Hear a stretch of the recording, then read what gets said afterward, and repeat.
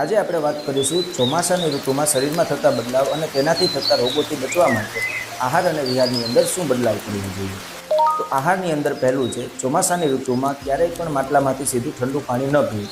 પાણીને 10 મિનિટ બરાબર ઉકાળવું, ત્યારબાદ નવશેકું રહે ત્યારે તેને પીવા માટે ઉપયોગ કરવો, જે તમારી પાચન શક્તિને પણ મજબૂત બનાવશે અને ઇન્ફેક્શનથી પણ બચાવશે। બીજું છે, રસોઈની અંદર શુદ્ધ ગાયનું ઘી, આદુ, હિંગ, અજમો, જીરું તથા મેથીનો ઉપયોગ વધારવો, જે વધી ગયેલા વાત દોષને પણ શાંત કરવામાં ઉપયોગી થશે અને તમારી પાચન અગ્નિને પણ પ્રદીપ્ત કરશે। ત્રીજું, ચોમાસાની ઋતુમાં લીલા પાંદડાવાળા શાકભાજી અવોઇડ કરવા, કારણ કે તે વધુ ભેજવાળા અને કીટાણુવાળા હોય છે આ ઋતુની અંદર।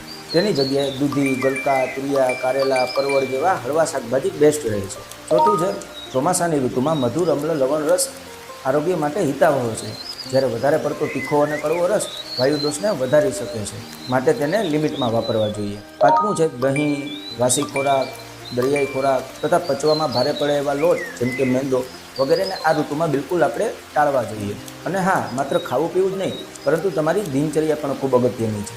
દિનચર્યાની અંદર પહેલી વાત, ચોમાસાની ઋતુમાં દિવસની ઊંઘ કરવાથી શરીરની અંદર કફ અને પિત્ત દોષનો વધારો થાય છે, જે તમારી પાચન શક્તિને નબળી કરે છે।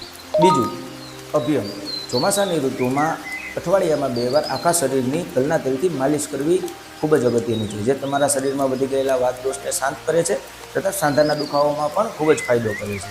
ત્રીજું છે, ધૂપન, ચોમાસાની ઋતુમાં સાંજના સમયે ઘરમાં લીમડાના પાંદનો કે ગુગળ કે લોબનનો ધૂપ કરવાથી હવામાં રહેલા મચ્છર, બેક્ટેરિયાનો કુદરતી રીતે નાશ થાય છે। ધન્યવાદ।